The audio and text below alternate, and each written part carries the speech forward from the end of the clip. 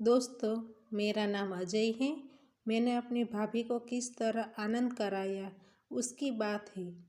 मेरे भैया की शादी को 6 महीने हुए थे। मैं पढ़ाई की वजह से शहर में रहता था। मैं काफ़ी समय से अपनी भाभी को फॉलो करता था। मैं अपनी भाभी के साथ फ़ोन पर अक्सर बातें करते रहता हूँ। मैं उनके साथ मजाक भी करते रहता हूँ।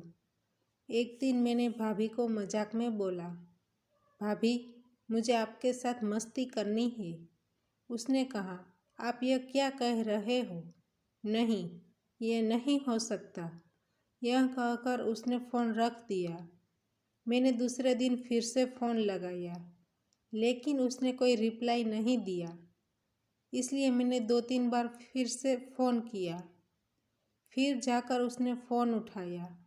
मैंने कहा, माफ़ कर दो भाभी, मुझसे गलती हो गई। उसने कहा, ठीक है, मुझे कोई प्रॉब्लम नहीं है।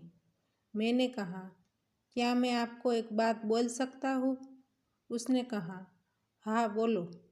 मैंने कहा, भाभी, आपको देखकर किसी का भी मन पिघल सकता है, क्योंकि आप बहुत ही सुंदर हो।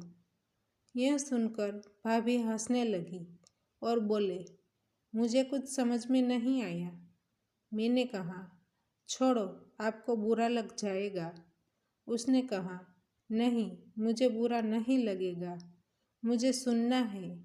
मैंने कहा, मन पिघल जाएगा मतलब किसी को भी आपकी गाड़ी चलाने का मन हो जाएगा। वह हंसते हुए बोले, तुम्हारे भाई के अलावा किसी में भी हिम्मत नहीं है मेरी गाड़ी चलाने की। मैंने कहा, मुझ में हिम्मत है। उसने कहा, कितनी हिम्मत है?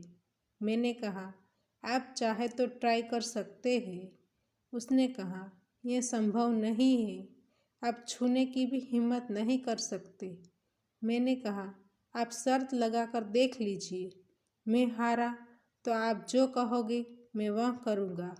थोड़ी देर सोचकर वह बोले, ठीक है। फिर मैंने मम्मी को फ़ोन देने को कहा। भाभी ने जाकर मम्मी को फ़ोन दिया। मम्मी बोली, मैं, तुम्हारे पापा और तुम्हारे भैया 2 दिन बाद मुंबई जा रहे हैं, इसलिए कुछ दिन के लिए घर आ जाओ, तुम्हारी भाभी का ध्यान रखने के लिए, क्योंकि हमारे जाने के बाद तुम्हारी भाभी अकेली हो जाएगी। यह सुनकर मेरा मन आनंद से भर गया। मुझे जो चाहिए था वही मिलने जा रहा था। मैंने कहा, ठीक है। 2 दिन के बाद मैं घर गया। भाभी ने मुझे चाय और नाश्ता दिया। फिर भाभी रसोई में जाकर खाना बनाने लगी। मैंने धीरे से जाकर मेन गेट को बंद कर दिया। फिर मैं भाभी के पास जाकर बैठ गया और बातें करने लगा। वो भी मेरे साथ हंसती और बातें करती थी और अपने काम में व्यस्त थी। मैं धीरे से खड़ा हुआ और उसको वह अचानक से घबरा गई। उसने कहा, यह क्या कर रहे हो? यह गलत है। फिर मैंने रोटी के आटे में अपनी उंगली डाली। वह बोली, यह गलत है, मैं सबको बता दूंगी। मैंने कहा, आप नहीं बता पाओगी, क्योंकि आप मेरे साथ खुश होंगे। उसने कहा, आप मुझे नहीं खुश कर पाओगे। फिर मैंने कहा, फ़ोन पर तो आप बड़ी बड़ी बातें कर रहे थे कि मेरी गाड़ी कोई चला नहीं पाएगा। चलो, मैं आपको आज स्पीड में गाड़ी चलाकर दिखाता हूँ। उसने कहा, रहने दीजिए, आपके बस की बात नहीं है। फिर मैं भी अपनी बात पर अडिग रहा कि आज तो मैं गाड़ी चलाकर दिखाऊंगा। फिर भाभी ने अपने गोदाम का गेट खोला। फिर मैं अंदर गया। वहाँ पिंक कलर के कपड़े में गाड़ी ढकी हुई थी। मैंने धीरे से उस कपड़े को हटाया और गाड़ी को देखा। वह एकदम साफ और सुंदर थी। गाड़ी देखने के बाद मुझे ऐसा लगा कि गाड़ी को कल ही गैरेज में साफ कराई हुई थी। उसने कहा, देख क्या रहे हो, चलाना शुरू करो।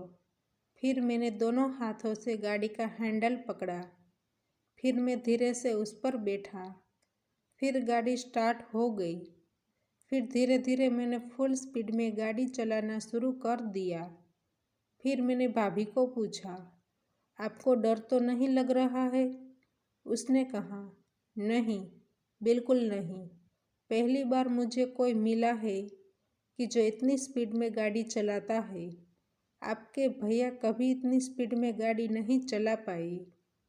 आप गाड़ी चलाने में ध्यान दीजिए, स्पीड को कम मत करना। अब गाड़ी बहुत ज़्यादा ही गर्म हो चुकी थी, इसलिए भाभी बोली, अब हम यहाँ गाड़ी को रोकते हैं क्योंकि गाड़ी बहुत ज़्यादा गर्म हो चुकी है। आधे घंटे गाड़ी को ठंडा होने के बाद फिर से मैंने चलाना शुरू कर दिया। दोस्तों, हमारी कहानी यहीं पे समाप्त होती है। आपको कहानी पसंद आई है तो वीडियो को लाइक करें और शेयर करें, और चैनल पर नए हैं तो चैनल को सब्सक्राइब करें।